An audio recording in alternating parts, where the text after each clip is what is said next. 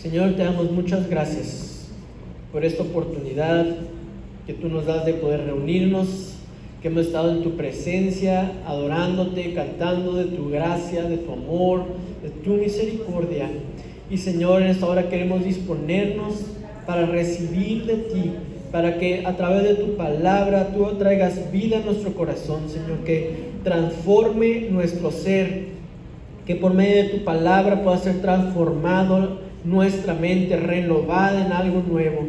Ponemos en tus manos, Señor, este tiempo, este mensaje, que no sea yo, que no sean los maestros que se disponen para estar con los niños, que sea tu Espíritu, Señor, hablando y trayendo vida, trayendo esperanza.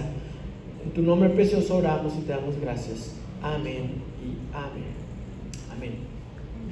Amén. Pues pueden pasar los niños allá arriba a sus clases. Muchas gracias, hermanos que se disponen. Mandamos un saludo a nuestros hermanos aparicios, y nos están viendo, están conectados, y lo ven más tarde, que están allá en unas vacaciones. Y bueno, la semana pasada hablábamos acerca de la generosidad. Y hoy quiero seguir platicando acerca del tema y quiero seguir viendo acerca de todo esto, porque yo creo que el mundo tiene una manera de pensar acerca del dinero y de las posesiones que tergiversa lo que el Señor dispuso para nosotros. Y es tal la tergiversación y tal el engaño que inyecta el mundo y la manera de pensar acerca del dinero y de las riquezas, que enferma el corazón. Y yo quisiera que estudiáramos un poquito acerca de esto, porque la Biblia habla mucho acerca de este tema. Y es lamentable cuando nosotros como cristianos no tenemos una perspectiva bíblica de lo que el Señor quiere que sepamos acerca de las riquezas, acerca del dinero, acerca de la generosidad y también de la avaricia. Y a mí me gustaría que pudiéramos entender, que el Señor nos revelara lo que significa la generosidad del Padre. Y hablábamos la semana pasada acerca de cómo nosotros hemos sido llamados hijos, que el Señor Jesús vino y se reveló a este mundo como el Hijo de Dios, el Hijo del Padre. Y aunque dentro de los judíos todos sí sabían, tenían un entendimiento como de que eran hijos de Dios, eran hijos de Abraham, su relación era algo familiar, Jesús vino a demostrarles que en realidad no tenían una relación verdadera, o no conocían el verdadero corazón del Padre. Por eso es que los judíos, algo de lo que más les ofendía era que Jesús se proclamara Hijo de Dios, a pesar de que era, como ahorita todos decimos, ¿verdad? Todos somos hijos de Dios. Todos en el mundo escuchamos, es que todos somos hijos de Dios. Pero hay algo que ofende, hay algo que luego levanta sospechas cuando alguien lo cree, cuando alguien dice, yo sí soy hijo de Dios. Y esto fue lo que sucedió con Cristo Jesús, y que luego distinguieron los judíos y dijeron, a este hay que matarlo. Y algo que el Señor vino a decir acerca de los hijos, lo leíamos la semana pasada, ¿verdad? Es que los hijos son aquellos que tienen este llamado, este privilegio, este acceso a pedir y recibir, a llamar y que se abra, a buscar y a encontrar. Esa es la ventaja, esa es la bendición de ser llamados hijos. Y yo creo que hay muchos de nosotros que no logramos comprender lo que esto significa. Y mucho tiene que ver la idea que tenemos acerca del dinero que nos enseñan en el mundo. Y por todos lados escuchamos, ¿verdad?, que es que en la escuela nos tendrían que enseñar acerca del dinero. Y bueno, yo no estoy tan seguro que sea tan buena idea, pero como quiera que sea, en la iglesia, hermanos, sí es muy importante que aprendamos lo que la Biblia y lo que Dios dice acerca del dinero. Y lo primero que vemos es que tenemos un Padre tan generoso. Desde Génesis vemos a un Creador que dispone de todas las cosas para su creación, para nosotros como seres humanos. Pero ahí no termina la cosa, porque no lo es todo el saber que nosotros podemos pedir y recibir. El Señor, el Padre, nos invita a una experiencia superior, a una experiencia más alta. Todos estamos siendo invitados, pero no todos quieren aceptar la invitación a vivir esta experiencia del Padre, que es el dar. El dar, pero sin esperar recibir nada a cambio. Sin convertirlo en un trueque, sin convertirlo en una negociación, en donde entra las ventajas y las desventajas, y donde entra qué gano yo, y bueno, pues me conviene, no me conviene, en el largo plazo, el corto plazo, intereses y todo eso, sino que el Padre nos hace una invitación a dar sin esperar nada a cambio. Y hablamos acerca de los padres, ¿verdad? Padres terrenales que se dan por sus hijos, y entender que comparado con el mejor de los padres que tú puedes conocer o que tú hayas tenido en esta vida, comparado con Dios, son malos padres comparados con nuestro Padre y su generosidad. Amén. Y en 2 Corintios me gustaría que fuéramos ahí para seguir hablando acerca de esto, hermanos.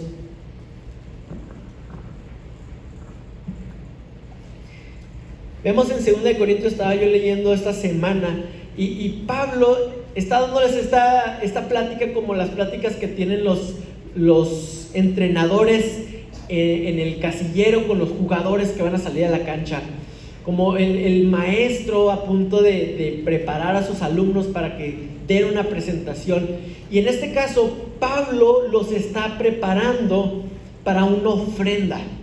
Pablo está preparando a los corintios para una ofrenda. Él está contando acerca de los macedonios, de una iglesia en Macedonia que estaba pasando por una gran necesidad. Y frente a esta gran necesidad en el corazón de muchos santos alrededor de las iglesias que Pablo estaba fundando, se levantó un deseo por bendecir a esta iglesia en Macedonia, y entonces se estaba juntando esta gran ofrenda, y Pablo empieza a preparar a los corintios, porque él dice: vamos a ir a pedir esta ofrenda, hermanos, pero quiero prepararlos, quiero anticipar todo para que no vaya a decepcionar. Y ustedes pueden leer ahí a partir del versículo 8 lo que Pablo está hablando, y es como una plática en secreto de algo que van a poder hacer hacia esta iglesia en Macedonia. Pero en esta hora me gustaría que leyéramos a partir del capítulo 9, versículo 6. Y dice: pero esto digo, el que siembra escasamente, también segará escasamente, y el que siembra generosamente, generosamente también segará. Cada uno dé como propuso en su corazón, no con tristeza ni por necesidad, porque Dios ama al dador alegre. Y poderoso es Dios para hacer que abunde en vosotros toda gracia, a fin de que, teniendo siempre en todas las cosas todo lo suficiente, abundéis para toda buena obra. Como está escrito: repartió, dio a los pobres, su justicia permanece para siempre. Y el que da semilla al que siembra y pan al que come, proveerá y multiplicará vuestra sementera y aumentará los frutos de vuestra justicia, para que estéis enriquecidos en todo para toda liberalidad, la cual produce por medio de nosotros acción de gracias a Dios. Porque la administración de este servicio no solamente suple lo que a los santos falta, sino que también abunda en muchas acciones de gracias a Dios. Hasta ahí. Lo que Pablo nos está hablando, ¿verdad? Está hablando a los corintios acerca de la generosidad. Y cuando nosotros nos ponemos a pensar en esta generosidad y en esta idea de dar sin esperar nada a cambio, porque hablábamos que a pesar de lo que muchas veces podemos escuchar o pensar que nosotros podemos dar para luego recibir, y esa no es la generosidad del Padre. La generosidad del Padre es dar sin esperar nada a cambio, sin tener en nuestra mente y en nuestro corazón lo que yo quiero obtener. No damos en base a lo que yo quiero recibir. Para eso, hermanos, la clave está en cómo nosotros somos llamados hijos. La clave para recibir está en pedir.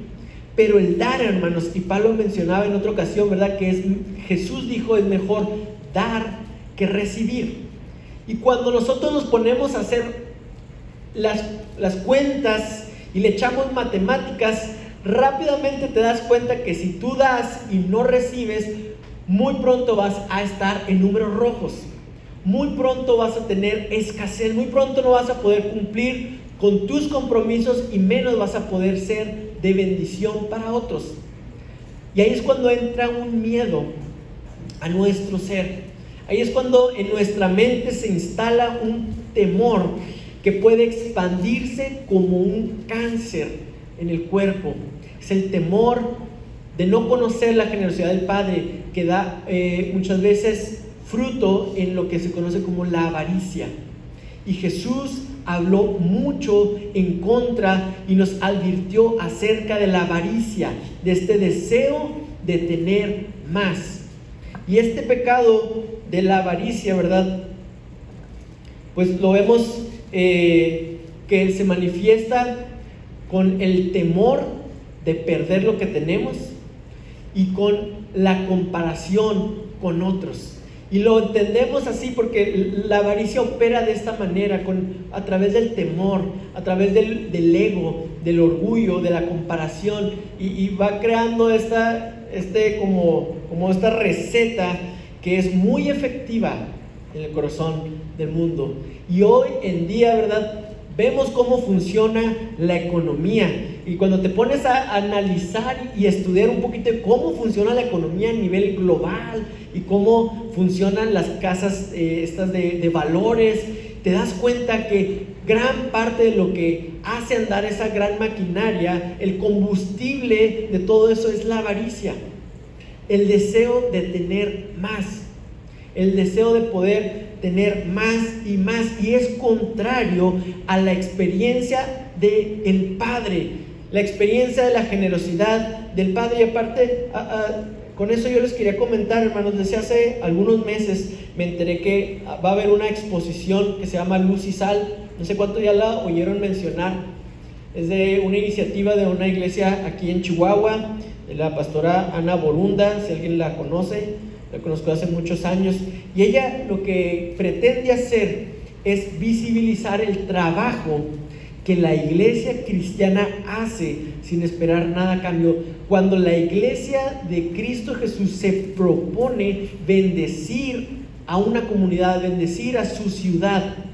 Y a mí me gustaría que todos pudiéramos, que les sea posible ir a asistir a esta exposición, porque van a haber ministerios ahí que están sirviendo en muchas áreas de la ciudad, muchas áreas de necesidad en nuestra sociedad. Tú vas a conocer orfanatorios, asilos de ancianos, reformatorios, asistencia para toda clase de personas, la gente que no tiene casa, la gente que necesita de alimentos, comedores, médicos, servicios médicos. Y vamos a poder enterarnos de muchos ministerios cristianos que están operando hoy en día en nuestra ciudad, trabajando con esta mentalidad del Padre, de poder dar a otros sin esperar nada a cambio. Y la ventaja, pues, si algunos de ustedes, porque yo no los conozco, a lo mejor algunos de ustedes están haciendo esto, están pudiendo llevar este trabajo, y Dios les ha puesto algo en su corazón para poder compartir. Ustedes también pueden ser parte de esa exposición y platicar ahí a otras personas lo que ustedes están haciendo. Y lo padre de esto es que pueden haber conexiones de personas que sienten una misma carga por ayudar a estas áreas, y surge una colaboración. Y es algo muy bonito. Va a ser el 29 de octubre de 4 a 8 allí en el Colegio Palmore, para los que puedan darse una vuelta y entender un poquito más de lo que es la generosidad a la que nos invita el Señor, que es contrario a esta avaricia, a este deseo de poder tener más y acumular más y más y más.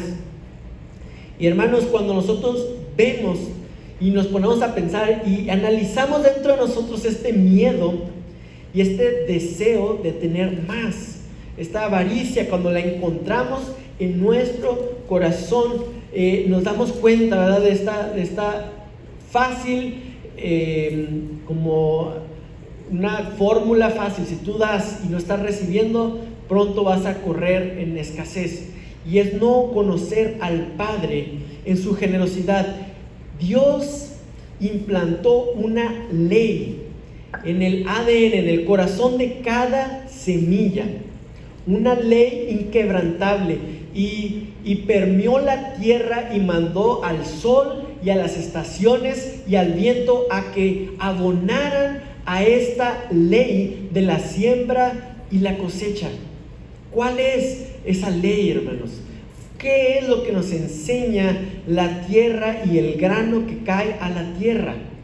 ¿Qué es lo que nos hace saber acerca del Creador? ¿Qué es lo que nos revela que podemos ver la naturaleza? Y muchas veces cuando pensamos de ver la naturaleza para ver la gloria de Dios, nuestra primera reacción es ver los cerros y ver los montes y el cielo y el mar.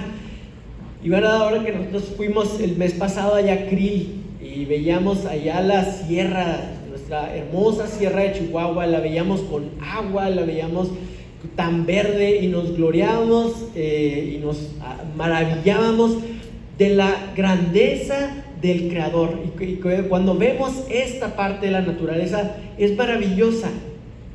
Pero también, hermanos, el ver y analizar la grandeza y la naturaleza del Padre, del Creador, es escudriñar lo que sucede en el corazón de un pequeño grano de alguna planta.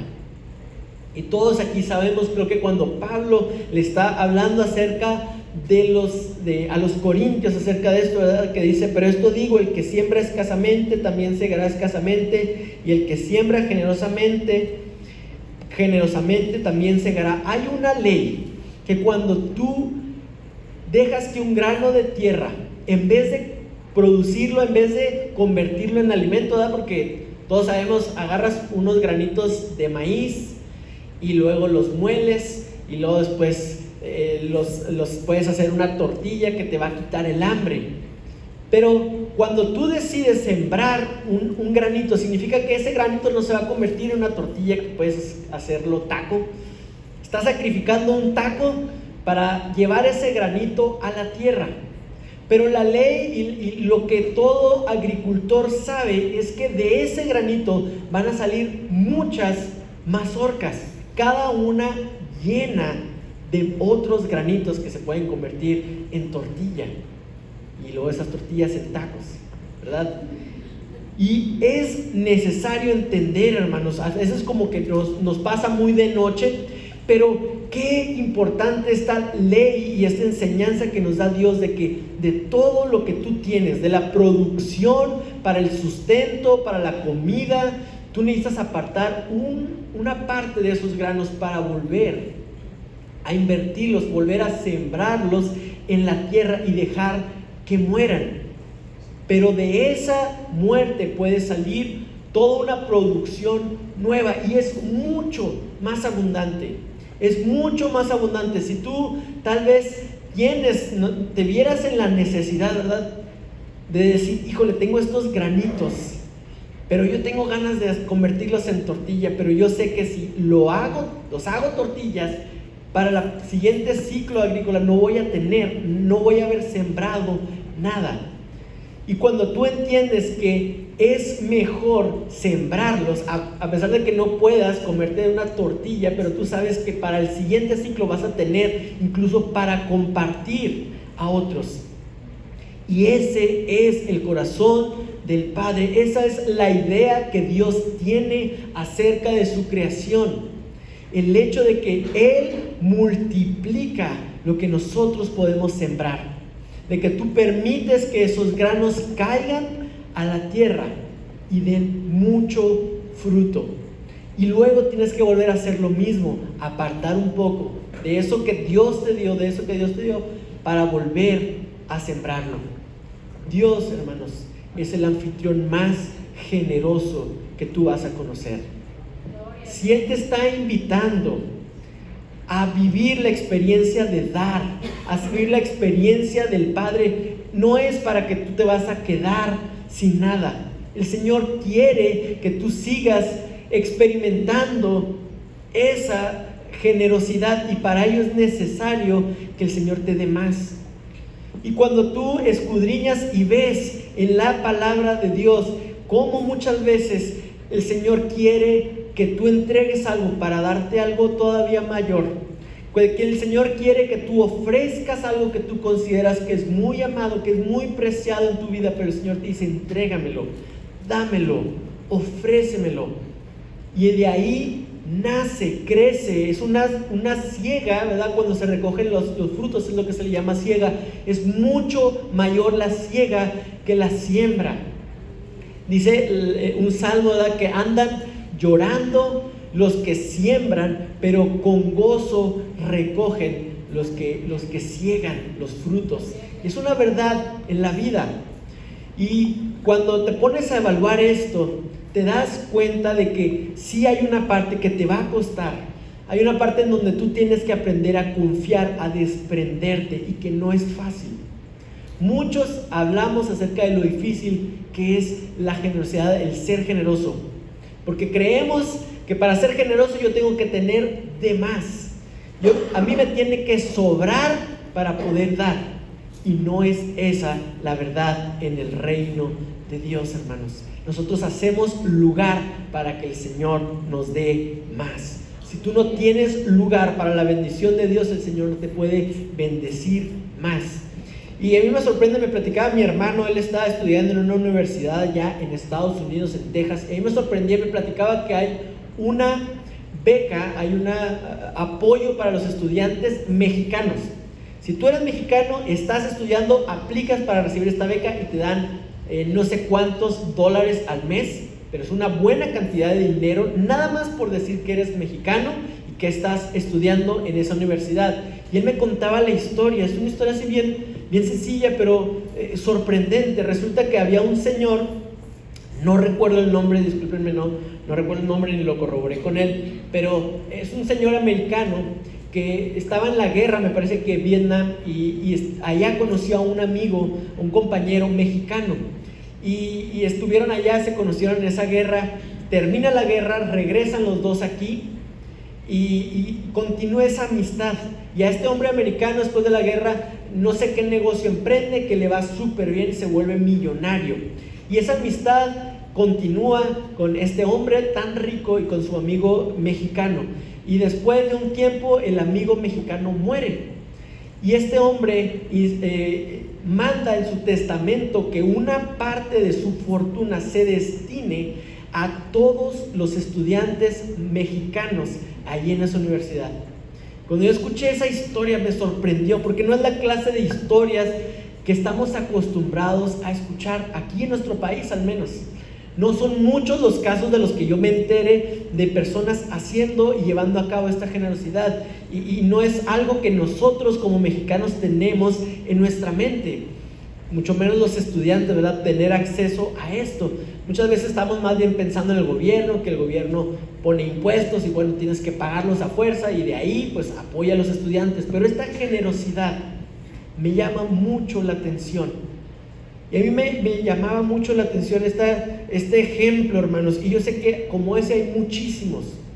Y también en nuestro país debe haber ejemplos de personas llevando a cabo esta filantropía, llevando a cabo esta generosidad, a la cual la iglesia de Dios somos los primeros invitados, somos los que estamos en mero enfrente en la fila para entrar a esta generosidad y vivirla y poder ser bendición a otros. No esperando a ver qué recibo, no esperando a ver, y bueno, yo doy esto, pero espero recibir esto a cambio, sino entrar en la generosidad del Padre.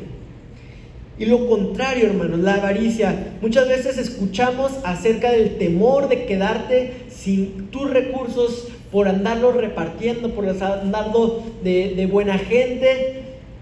Y nadie habla de el peligro de la avaricia, de darle lugar al temor y a la avaricia en tu corazón y que te controlen. Porque estos son ideas, hermanos, que no se quedan en una sola área de tu vida, van creciendo, se van expandiendo hasta que buscan dominar por completo todo tu sistema de ideas y de creencias, y puede llegar a cautivar el corazón de una persona al nivel que no puede ser generoso en ningún área de su vida. Es el temor, hermanos, el peligro de obedecer a la voz del temor y la avaricia, de acumular solamente para ti. En el mundo tal vez hace sentido. No, es que tú no tienes por qué le andes dando nada a nadie. Esto es tu dinero, te costó a ti. Sin ponernos a pensar en que la vida misma, tu capacidad para trabajar, tu capacidad creativa, viene de Dios. Y tú rechazas esa gracia de parte de Dios, de tu salud, de tu creatividad, y tú dices, esto es mío y no tengo por qué compartirlo con nadie. Y Jesús habló mucho acerca de esto. Y me gustaría, si alguien puede ayudarme buscando en Lucas 12, el versículo 15. Nada más el versículo 15, hermanos.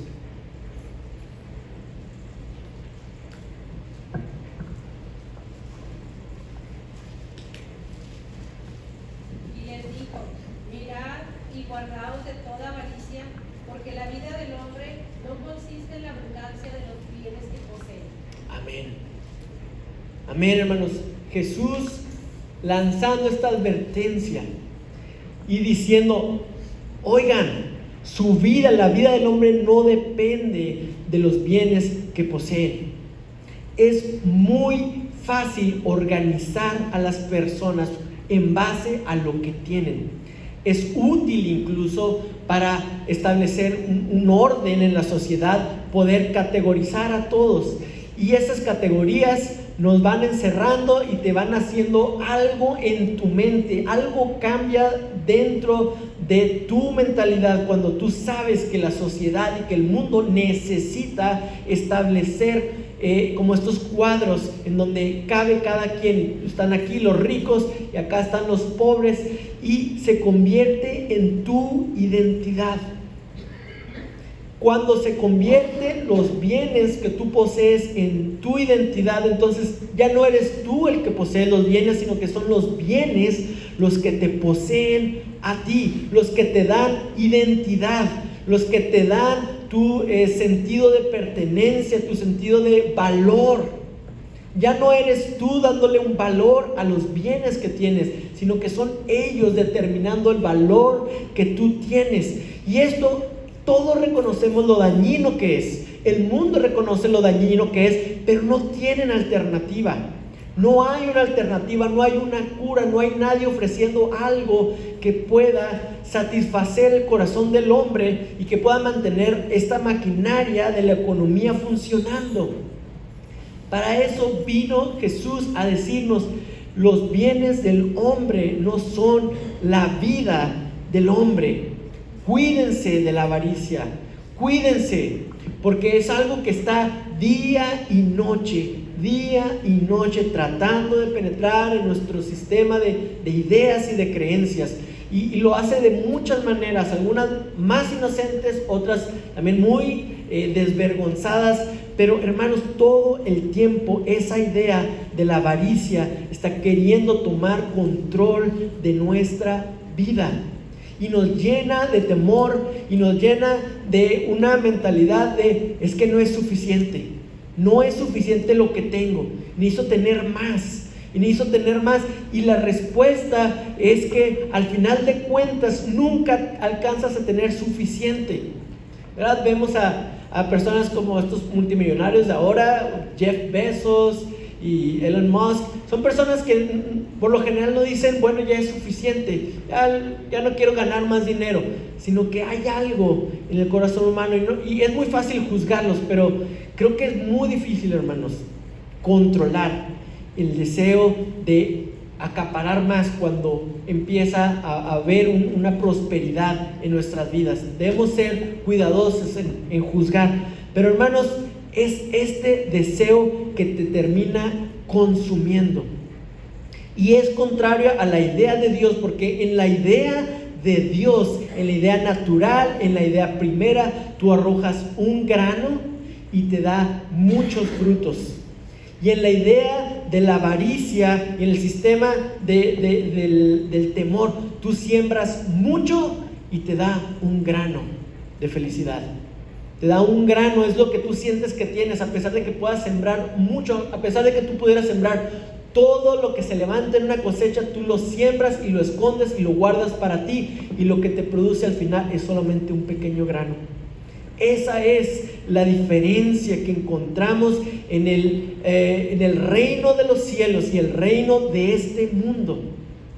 Porque la generosidad también va ganando terreno en nuestro corazón. Pero esto es algo que nos llena de gozo, hermanos. Tú empiezas dando un poco, porque tú sientes tal vez que no tienes mucho, ¿verdad? Como este ejemplo que dio Jesús acerca de la viuda que dio 2 blancas, que dio 2 moneditas, que era una suma pues casi que risible, era una suma que no representaba nada, pero Jesús vio algo que todos los demás no vieron, y es que ella estaba dando todo. Y ahí en esa confianza en Dios y en esa dependencia del Padre, el Señor obra milagros.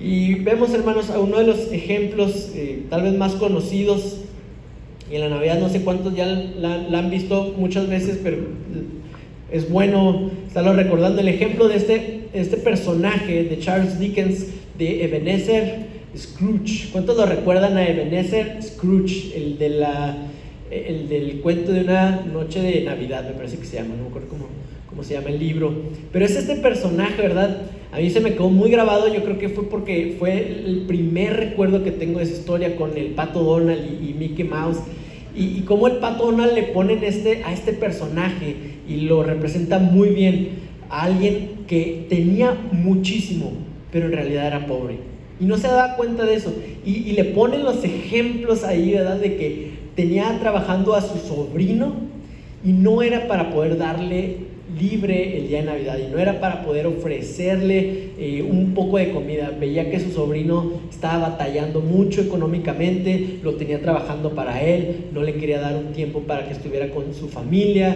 y es un caos la vida de este hombre, Ebenezer Scrooge, pero él está atrapado, no puede liberarse, ¿verdad? Él no sabe otra cosa, no conoce, no tiene esa capacidad, porque es lo que veíamos, que la avaricia, el temor a la escasez, es algo que se va apoderando de ti y aprisiona el corazón del hombre. Y todos nos quedamos maravillados, ¿verdad?, con la transformación que pasa este hombre la mañana de Navidad, después de haber sido visitado por los fantasmas de las Navidades pasadas, presentes y futuras. Y bueno, le cuentan toda una historia donde él ve una perspectiva más amplia de lo que es la vida, y de lo que es la riqueza, y lo que es la felicidad y los valores. Y entonces la transformación de este hombre es algo realmente sorprendente, ¿verdad? Cuando lo vemos, que esa mañana nueva de Navidad él está dando y le quiere dar a la gente que es pobre, y va con su sobrino y lleva una comida y regalos, pero primero le juega como una broma, y va como que va primero a ponerle más trabajo, y ya después revela que pues es una nueva persona. Y hermanos, en ese personaje ahí vemos cómo la avaricia puede ir ganando terreno en nuestro corazón hasta que completamente nos somete, hasta que completamente te aprisiona, y eso es de lo que nos quiere liberar el Señor. Para mí, uno de los ejemplos que más me gustan acerca de la transformación, además de este personaje Ebenezer Scrooge, es en un libro de Narnia. No sé cuántos ya lo han leído. El tercero me parece que es La travesía del viajero del explorador del amanecer. ¿Cómo se llama? ¿Te acuerdas? La travesía del viajero del amanecer, algo así. algo se llama, después lo pueden buscar. Pero en este libro aparece un personaje, es un niño que le ponen Eustaquio, y la primera línea del libro es que había un niño que se llama Eustaquio y casi se merecía ese nombre, porque empieza a contar todo lo que este niño era, y era un niño así tremendo, esos niños que vas leyendo quién era y te dan ganas de darle un puñetazo así en la boca, porque era bien sangrón, y es un niño contrario a todo lo que tú esperas ver en un niño en un libro de aventuras. En vez de un niño con curiosidad por explorar, por las aventuras, es un niño que prefiere estar en su cuarto leyendo acerca de economía y de cosas así bien extrañas. Y entonces te lo llevan por la aventura, lo alcanza ese personaje y se lo lleva, y de repente este niño, así todo sangrón y todo patarato, y que nomás le interesaba el dinero y no le hacía una bobada lo que sus primos, los personajes principales, andaban con aventuras y con animales que hablaban. Entonces para él se le hace una tontería, y entonces él anda ahí en esa aventura. Finalmente la aventura que lo atrapan, andan en un barco, y ese barco llega a una isla, y en esa isla este niño, buscando zafarse de las tareas y de que no lo pongan a trabajar, se les esconde a todos y termina en la guarida de un dragón viejo, y cae la fortuna que justo cuando este niño llega, el dragón muere. Entonces este niño se da cuenta, como en muchas historias, para los que les gusta la mitología y las historias, los dragones muchas veces están en un lugar donde hay tesoros, en cuevas llenas de monedas de oro, joyas y coronas, y este dragón no era diferente. Este niño Eustaquio llega a esa cueva buscando zafarse del trabajo, y se le hace fácil, al ver que el dragón ya se había muerto, de empezar a pensar cómo puede llevarse él los bienes de ahí, porque había monedas y había joyas y una corona y un brazalete. Dice que había un brazalete que se lo pone, pero como que le quedaba grande, entonces se lo sube hasta acá arriba del codo, pero se viene la lluvia, entonces no puede salir y se queda dormido. Y cuando despierta este niño, se da cuenta que ahora él es un dragón. El niño ahí dice que se quedó dormido, lleno de avaricia y pensamientos dragonescos. Así lo escribe el autor, como la avaricia entrando al corazón de este niño. Y se da cuenta que ahora él es un dragón. Y al principio piensa en lo bueno que puede ser, ¿verdad? Que es grande, que es fuerte, que escupe fuego, pero poco a poco se va dando cuenta que ya no puede relacionarse con los demás personas de la historia, que ya no puede tener una plática, una conversación con ellos. Se da cuenta de cómo se va quedando aislado de todos los demás, y ya no puede ni siquiera darse a conocer a los demás personajes. Y luego finalmente los niños se dan cuenta que él es su primo, que es un dragón, y se da cuenta que ahora es una problemática mayor porque no hay manera de llevarlo. El niño pues ya convertido en un dragón, no saben cómo lo van a alimentar. Entonces le entra una angustia a este niño convertido en dragón, de que realmente se convirtió en un problema. Lo que empezó como un pequeño deseo de acumular esas riquezas, de quedarse con ese tesoro, entró en su corazón de una manera tan profunda que él mismo se convirtió en un dragón, de lo cual no podía escapar. Y uno de los problemas mayores es que ese brazalete que se había puesto acá arriba del codo le empieza a hacer una herida, que su brazo creció muchísimo siendo un dragón, y eso lo desespera, está lleno de frustración, y tiene un encuentro con un león, que es el personaje principal en la historia de Narnia, ¿verdad? Con Aslan, pero él no lo conocía, él solamente sabe que es un león, y el león lo lleva a una piscina de agua limpia. Y el dragón de alguna manera entiende, ¿verdad? Este niño entiende que si él puede entrar a esa agua, él va a ser limpio de su herida y que va a ser transformado. Pero el león le dice que se tiene que desvestir. Y entonces él, en un dragón, ¿verdad? Dice, pues ¿qué te debe decir? Se acuerda, yo he sabido que las serpientes, los reptiles se pueden mudar de piel. Entonces este niño se empieza con sus propias garras a quitar las escamas, y sí logra quitarse su piel y la deja atrás, pero cuando va a entrar al agua se da cuenta que tiene otra vez las escamas y que tiene otra vez una como coraza dura a todo su cuerpo. Entonces tiene que volver a empezar su tarea de quitarse a él mismo lo que necesita quitarse para poder entrar al agua, y lo hace 3 veces, pero cada vez que él mismo hace la tarea y va a entrar al agua se da cuenta que sigue teniendo esa piel dura, escamosa, que no va a hacer nada si entra al agua. Y entonces el león le dice que él tiene que hacer el trabajo, que el león mismo tiene que ser el que le quite esa piel de dragón. Y dice que le da el primer zarpazo al dragón, y dice, el niño está contando, ¿verdad? Dice, sentí como si hubiera entrado hasta mi corazón, esa garra entró, pero empecé a ver que finalmente se fue cayendo esa piel de dragón, y era un dolor indescriptible, pero la esperanza de saberme libre de eso me dio el valor para soportar el dolor. Y finalmente dice que el dragón quedó con una piel suavecita y muy vulnerable, y entra al agua, y entonces regresa a ser niño otra vez. Y es una enseñanza, hermanos, de cómo tiene que ser Dios el que te invita a entrar a esa agua, pero Él te dice, yo tengo que hacer una obra en ti. No es algo que tú puedas hacer por ti mismo. La generosidad no es algo tan natural como quisiéramos pensar en nuestra naturaleza caída, en el pecado que entró en el huerto del Edén, hermanos. Ahí, a través de esa acción en donde Adán y Eva tenían toda a su disposición, pero quisieron algo que Dios les había dicho que no podían tener. Y a través de ese pecado se ha vuelto en nosotros cada vez más difícil poder experimentar el amor del Padre a través de la generosidad. Y esa invitación que nos hace Jesús, como ese león a aquel dragón, Él lo tiene que hacer, hermanos. Es Dios que lo puede hacer, nosotros no podemos. Y continuando ya, para cerrar, hermanos, ahí en otro libro del mismo autor de C.S. Lewis, de Cristianismo y nada más, hablando acerca de esto, dice, no se queden con nada. Nada que tú no hayas dado va a ser verdaderamente tuyo.